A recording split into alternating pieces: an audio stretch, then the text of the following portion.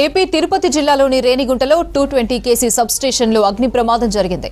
ట్రాన్స్ఫార్మర్లో ఒక్కసారిగా మంటలు చెలరేగాయి. ఘటనా స్థలానికి చేరుకున్న ఫైర్ సిబ్బంది మంటలను ఆర్పివేశారు. షార్ట్ సర్క్యూట్తో ప్రమాదం జరిగి ఉంటుందని అనుమానిస్తున్నారు విద్యుత్ అధికారులు.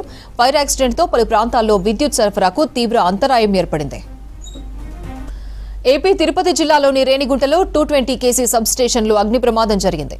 ట్రాన్స్ఫార్మర్లో ఒక్కసారిగా మంటలు చెలరేగాయి. ఘటనా స్థలానికి చేరుకున్న ఫైర్ సిబ్బంది మంటలను ఆర్పివేశారు. షార్ట్ సర్క్యూట్తో ప్రమాదం జరిగి ఉంటుందని అనుమానిస్తున్నారు విద్యుత్ అధికారులు. ఫైర్ యాక్సిడెంట్తో పలు ప్రాంతాల్లో విద్యుత్ సరఫరాకు తీవ్ర అంతరాయం ఏర్పడింది.